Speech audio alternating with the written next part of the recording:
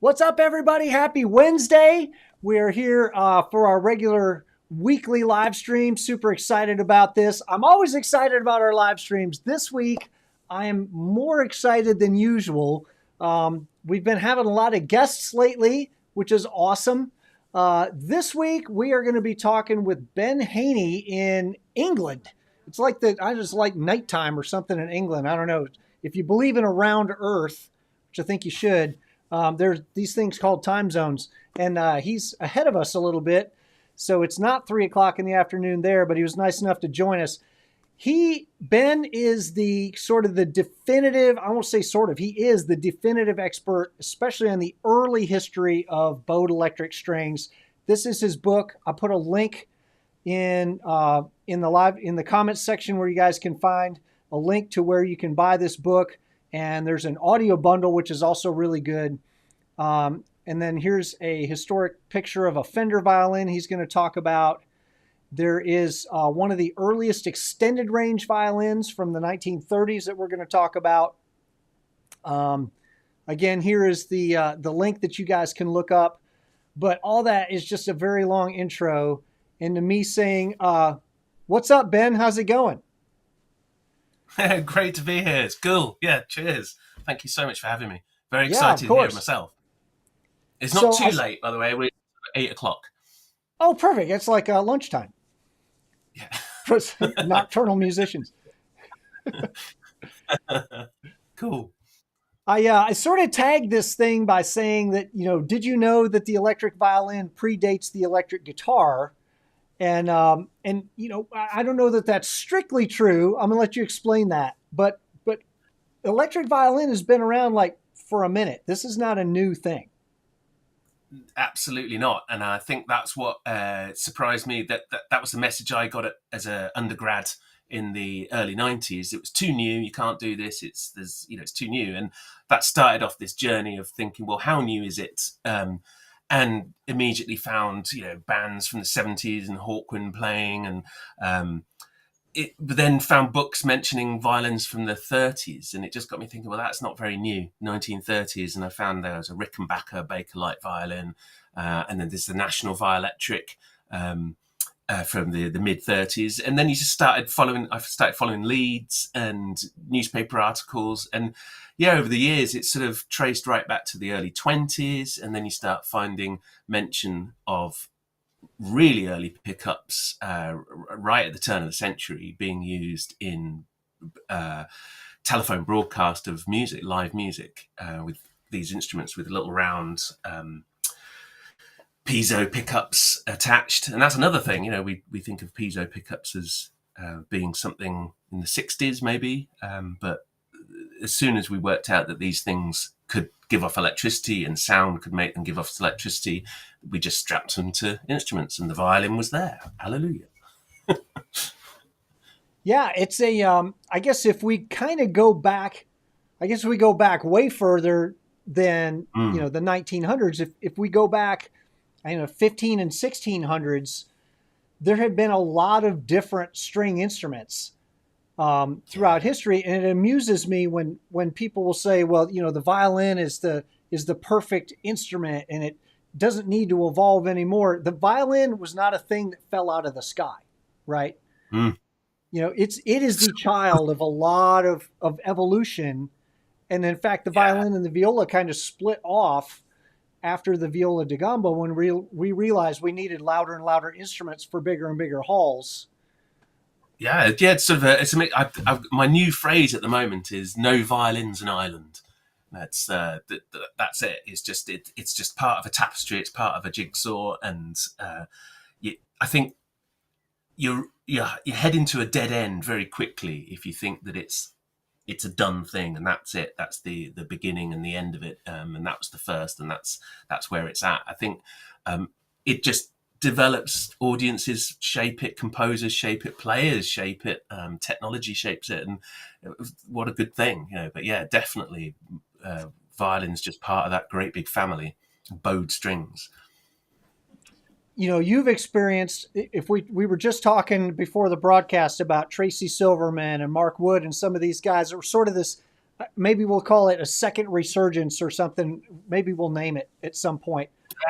This resurgence of electric violin. But we were talking about how those guys experienced a lot of pushback for what they were trying Mm. to do. Mark was basically forced out of Juilliard. Tracy had a lot of pushback. You had a lot of pushback in your musical career wanting to talk about electric instruments or play electric instruments, right? Yeah, yeah, it was a point blank no. I mean, there was a standoff at music college. I remember it vividly, where it was just you put the electric thing on ice now, and prove you can play Bach, Beethoven, and Mozart, or you leave now. And it was as simple as that. Just stop going on about it. It's not going to happen. And you think if that was in the early '90s, goodness only knows what the opinion was like in the '70s. And then you go back another 20 years, and you think, is it any wonder there's not much obvious information out there? It just wasn't recorded. People just didn't. Why do we need this thing? What even is it? You call it a violin. I can imagine just people laughing, just scoffing. More fool Well, them. we were talking before the broadcast about the Stroh violin. And Yeah. maybe you could explain to people what the Stroh violin is and what the history of that was. Yes, so Augustus Stroh, he was the royal engineer in England, in London, and the thought was, until quite recently, that he was charged with this responsibility to make the violin heard in the recording studio, because the one thing, the king of the orchestra, that had developed this incredible point in the late Romantic period, the virtuoso and the big concert halls, that the new recording studios just proved the violin to be everything you didn't want in a musical instrument that could record well, because it's designed to disperse sound in all directions and pure tone and just have this luscious sound. But the recording devices of the late 19th century were really crude in a way and you had to project the sound down a conical trumpet, the HMV, the gramophone trumpet horn. And the violin, the players were having to stand literally with the instrument in the horn for the sound to actually get to the cutting device where it would go onto the lathe and be cut onto the record. So Stroh, being an engineer, a brilliant engineer, just took it as a problem to solve and thought, well, you need four strings, or you need these strings to be held at attention. You need tuning pegs, you need a bridge, you need somewhere to hold it with your chin. But beyond that, he didn't have any qualms about just getting rid of the body. The body was superfluous. So he, underneath the foot of the bridge, he basically sat the bridge on a diaphragm, like a drum skin. There were various materials that would give off various tones. I think he settled for an aluminium.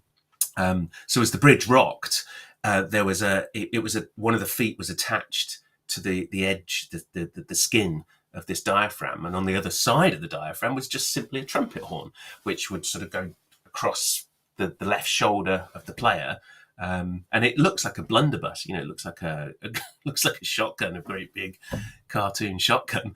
And then they had a little horn that would direct the sound into their ear, Like a so monitor. Yeah. yeah, one of the in-ear monitors.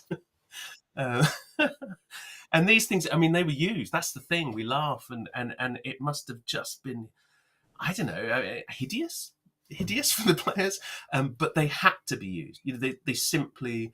You look at photos of early recording sessions. There's a famous one of Elgar conducting an orchestra, and you'll notice the front row of the strings are all playing these Stroh instruments, these horn instruments. And he didn't stop at violins. He had Stroh violas, he had Stroh cellos, and there was even a Stroh double bass, and almost like an alpine horn, just just going away Wow. from the. I know, they're super rare. I don't know if anyone's seen a living one, as it were, but there's adverts, like buy your Stroh cello here. Um, they're ridiculous things. I'll have to post some of those photos. Yeah. So it was a short lived thing because recording technology had started and we needed something louder and more direct than a violin. But I guess within a few years, the microphone technology had improved to the point where it wasn't necessary anymore, right?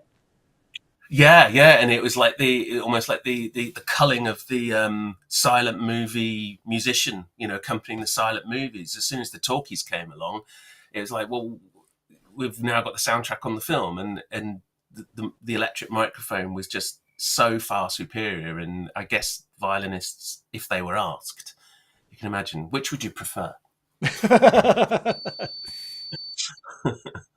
Yeah, this horn thing, or do you want like the violin that you already own? Yeah. My in-ear monitor. And it's funny you were saying that it wasn't the idea of an amplified violin wasn't for live performance. It wasn't to be able to play in bigger and bigger halls. It was No, only for recording, right? Yeah. So I said that until quite recently. So one of the thoughts was that the only reason the Stroh appeared was to solve this problem in the studio. But some paperwork and stuff evolved, and some deep research. I can't remember a name. Again, we should post it. There's evidence, there's talk that Stroh was working with William Preece in the late 1870s, and they were working on some new musical instruments, and they were meant to be demonstrating them at this scientific expo, but they didn't appear, they didn't finish them. So the thought is that perhaps he was working on a new instrument, might have even been an electric one, but in the interim, the recording industry took off, and the problem was the violin. And perhaps he said, "Oh, well, actually, this might solve it." We don't know yet, but certainly, it's been looked at in a lot more detail now. I love that you're doing all this research. It saves me having to do it. That's great. But you've got a book that you've published, and I want to plug your book. We put links in the comments section. We're live right now, both on Facebook and YouTube. So, hey, Facebook and YouTube. So there are links in the comments to where you can get the book, and then you've got an audio book, right? Well, that is at the moment. That's the book. It's an audio book with the bundle on my Bandcamp page, which is Benedict Heaney, bandcamp.com. So it's an audio. It's a story. I tell the story of the early history over about 75 minutes.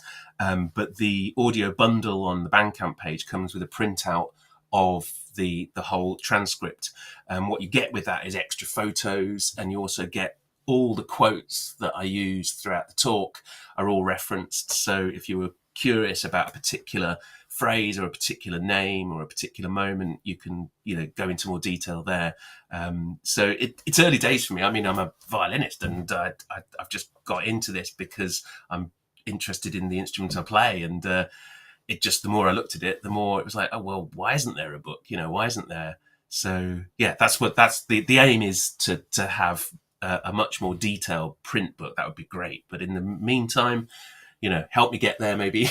And I'm working on it, as everything behind me. That's all to do with my research. So yeah, I'll say that none of your work is funded in any way other than like you dipping into grocery money and doing this.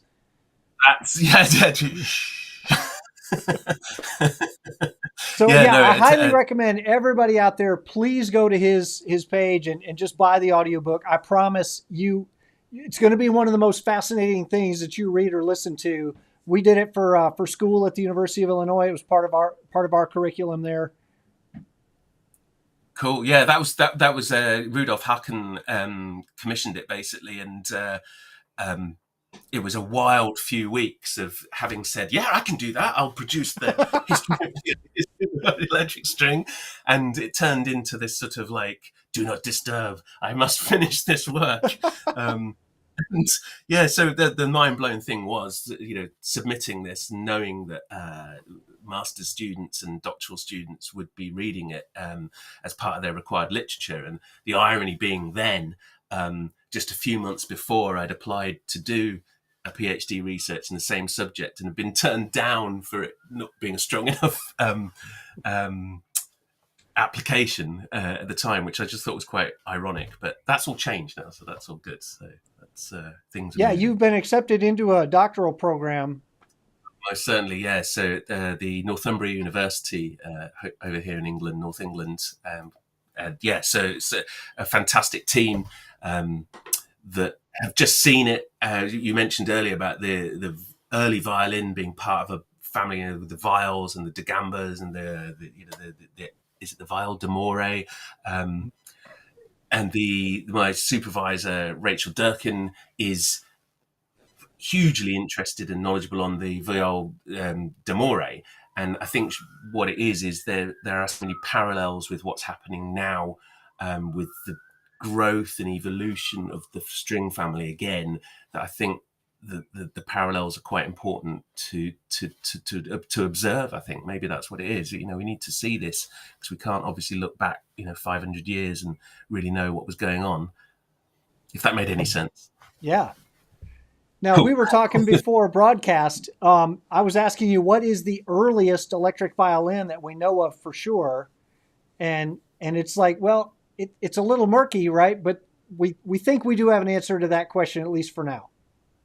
Yeah. So we have this guy. There was a guy, Fred Hammond, and he was working on an amplified violin with a pickup in a soundpost, which he then sold the rights, there's so little known, but it was bought up and pursued by a guy called Fredray Deardorff, and Deardorff was based in, I think it's North New York area, Rochester. You'll know better than me, but Yep.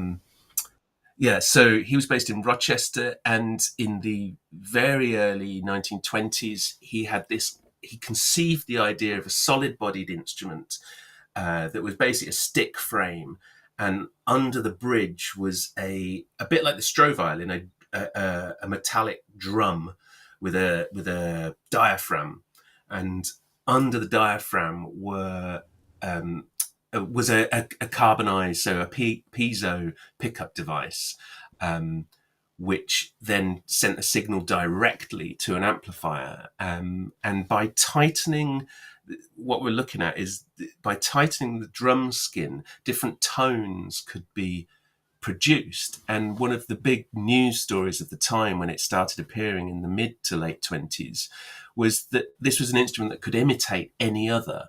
And people started talking about this new orchestral sound, and it was a saxophone, and it was a trumpet, and it was an oboe, and that really parallels with what people talk about today. The tonal, the fact that we can morph the tone of our violins.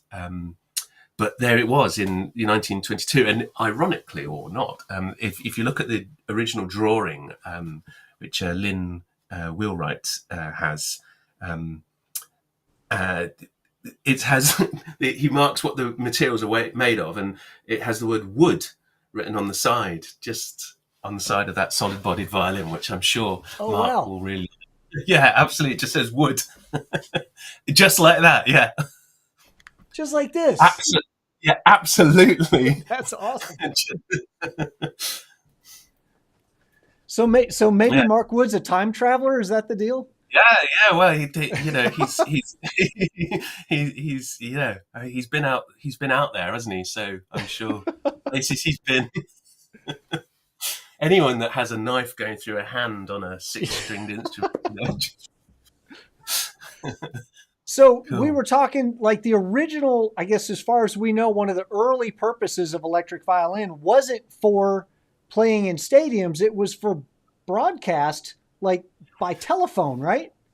Yeah. So even earlier than this solid-bodied instrument, there's a guy Compton who was based again. The exact details I should know, seeing as written about it, but on the spot, he 1908 through to about 1913 was developing pickup devices to attach to instruments, where the wiring then went to a really crude, I suppose, just an amplifying desk for each channel, mixing desk. And then the output of that was sent onto telephone lines direct to people's homes. And what people would do, they would subscribe to, I think it was called the Missola phone, and they would subscribe to this service. And as part of the service, they would get a special broadcast device, probably like a speaker that would attach to the phone.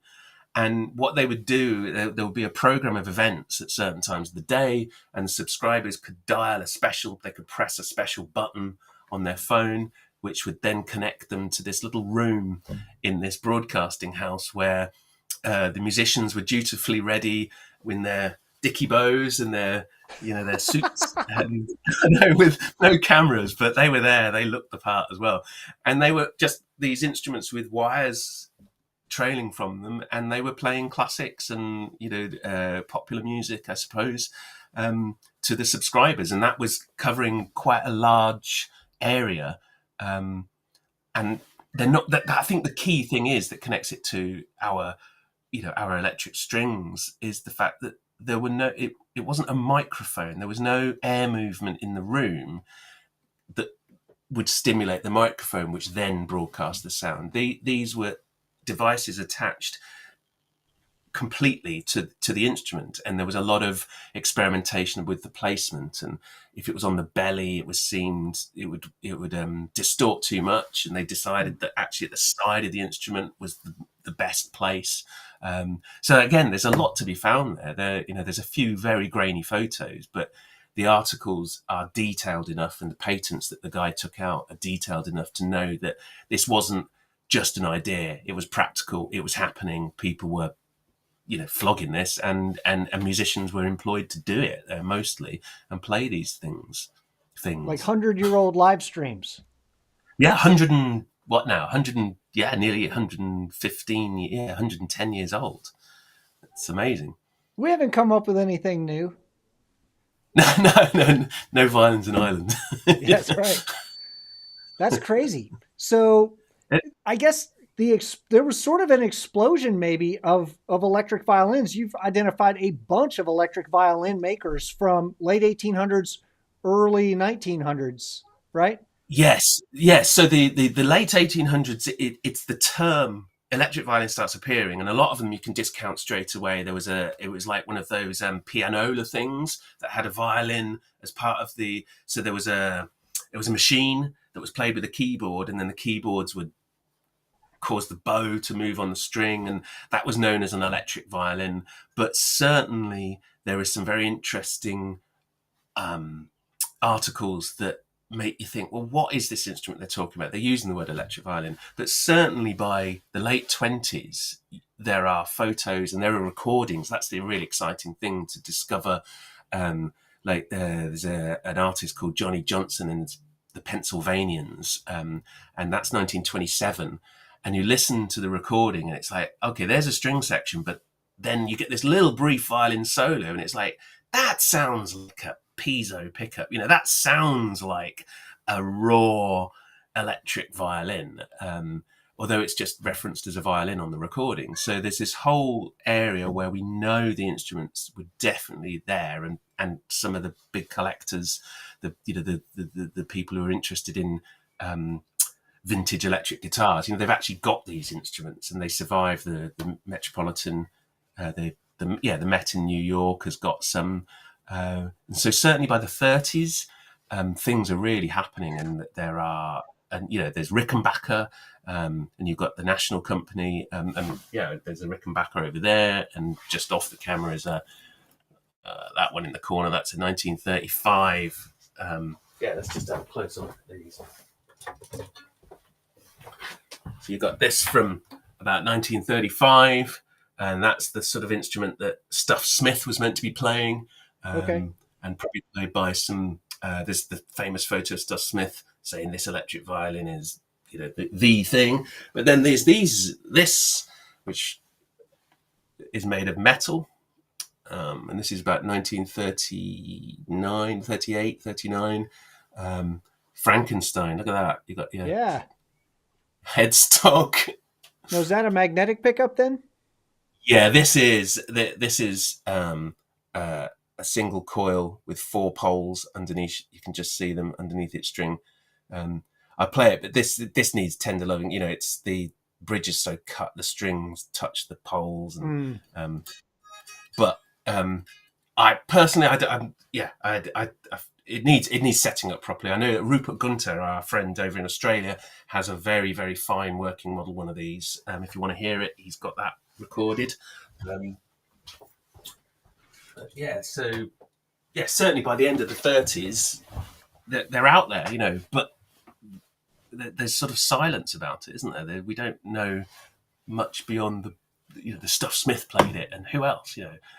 Ginger Smock apparently played a Bakelite Rickenbacker, but we also know that she didn't like it. So there is a recording, but it's not something she chose to play. And Stuff Smith is meant to have played it, but where are the recordings that he embraced? Where he certainly flogged it as an advert, and is seen, holding it and stuff. But there seemed to be like I don't know, suspicion. I don't know, or that's what I'm really fascinated in, is how come it took so many generations in a way to actually get to the point where we go, yeah, these are good. Yeah, and I think too, it wasn't really until the post-war era when rock and roll started being invented in the U.S. and Sister Rosetta Tharpe and all those players, Chuck Berry, that effects and amps started really chasing that tone that kind of sets, because as an electric violin just plugs straight into a board. Like, I mean, if you're going to do that, why not just play an acoustic? It's going to sound better anyway. Yeah, When you I did start adding effects is when the real use of that instrument starts to separate itself out as a unique and different instrument, right? Yeah, I think so. I mean, I had exactly that experience last night where it was just very pushed to get some recording done in a studio, and the thought was, well, just go straight to the desk. It would be really quick if we do that. And just sat there thinking, but it sounds so bad like this. It's just,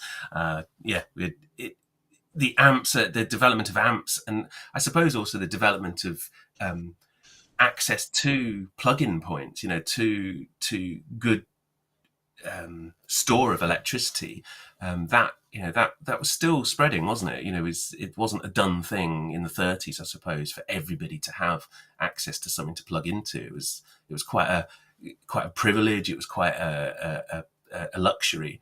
And then maybe by the 50s, those things go hand in hand, don't they? That's the 50s is certainly, for me, the point when all that experimentation came to a head. And from the 60s, you've got the classic companies like Barker's Berry, just bang, that's appeared. You can buy albums, there's all sorts of albums. The Flock, you've got String Driven Thing, you've got Marblehead, the Sea Train, Richard Green, the Mahavishnu Orchestra, all these people in their various pockets. Probably, as we were talking about before, is sort of like that sense of, hey, wow, I'm the only person doing this, right? Along with everybody else. But yeah, it's so exciting to listen to those recordings from the 60s, where these players are they are genuinely exploring something new. They're the people with the machete hacking that way through. There's no path ahead of them other than the one that they're finding, that what they're making. So, we've got a lot. I think another reason why I do this work is because I feel we need to mark that respect. We're not. I thought in the 90s it was like having my college say to me, "Oh, it's so new. There's nobody done this like this before," and you just think, "Wow, I'm the first person doing it. Wow," and then pop goes that bubble. Yeah. I mean, we can go back and talk in sort of the post-war, post advent of rock and roll, the surge of electric. I guess there was a surge in the 20s and 30s, and then kind of a dip during the war, which is understandable. And then I guess we had to wait for rock and roll to be invented and all the gear that came with that. And then there's that sort of post early 50s surge of players, and I'm probably, these guys are going to be later, but like Jerry Goodman and Eddie Jobson and who were some Jean-Luc and some of the other early players, right?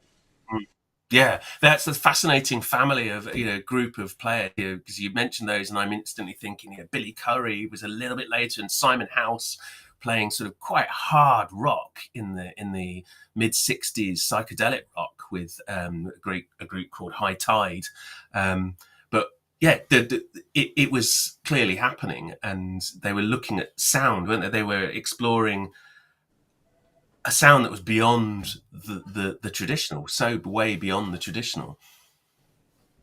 But I suppose what you hear on a lot of these albums is the way the violin has been playing. It's really exciting to find the I don't know if you know a Cajun player called Doug Kershaw. Oh yeah, of Um, course. yeah, wow. There's a video of him playing what is, I suppose, like a strum bowing, but like sliding the bow right down the length of the string really fast, and making these sort of like percussive sounds. And you just start thinking, well, yeah, that's where the electric violin starts to come into its own, when you explore those sounds that purely acoustically just wouldn't be heard beyond the second row in your standard console, or would require the audience to be pin drop silence. Right. And Yeah, you can go back to Irvin Rouse and some of those old early trick fiddlers here in the U.S. as part of the bluegrass tradition and all that. We're doing a lot of sort of those yeah, crazy sounds that you'd make with a violin that were non-classical, non-Western classical sounds, and those are things that just they don't project very well on an acoustic instrument. But once you throw a yeah, pickup on it, all of a sudden that can be as loud as your arco playing. Yeah. yeah, yeah. Well, that's great. The other player I'm thinking of is Don Sugarcane Harris, Hmm. who, from what I've uncovered in terms of, I've been doing a lot of looking at recordings around that, sort of looking for stuff specifically through the '40s through to the '60s. And Don Sugarcane Harris has got he had a duo, rock and roll, rock and like a rock duo called Don and Dewey, which was sort of very much like Little Rich, Ah, late '50s. Um, and they did some instrumentals in 1956, 57. And there's this thing called, is it actually even called Electric Violin Blues or something? And it's definitely making a feature of this overly amplified, um, played instrument. It's right in there with alongside the guitar, and it's not a background. It's not a lush string sound like the typical R&B backing strings. It's percussive. It's rock and roll, and that's Don Sugarcane Harris. We all know where that went in yeah. the '60s, '70s. So yeah, it's there. It's just finding them, because it's not listed as electric violin. You have to put Mm. these pieces together, and I guess it's finite, but I think there's a lot more. There's a lot more to find, uh, which is good. Yeah, I was going to ask you about some of the challenges that you've had in doing this research. The fact that a lot of these records are being digitized now is helping a lot.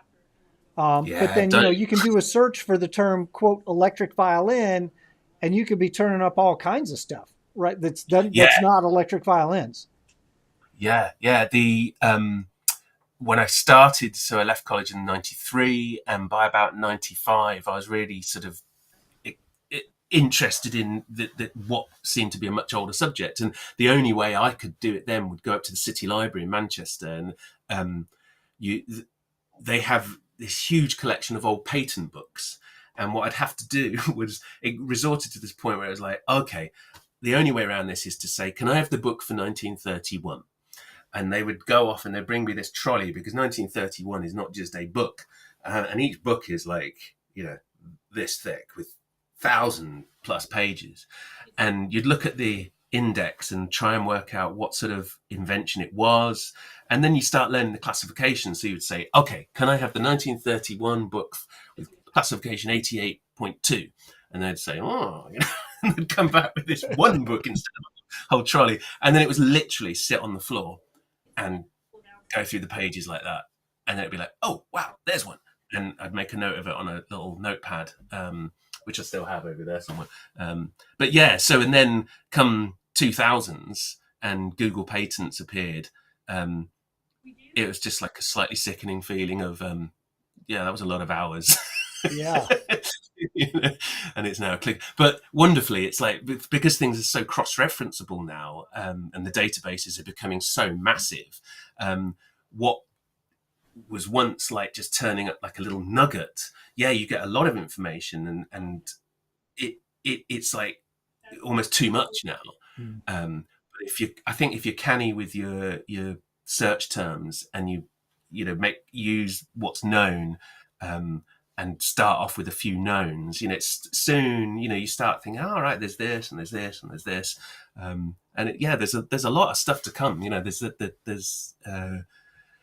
articles and newspaper stuff and gigs. What I'm really hoping to find is stuff from the 50s. There was a guy, Wade Ray, who was he was a country violinist, but he was also really influenced by rock and roll, and he was really influenced by this sort of, I suppose, rockabilly, quite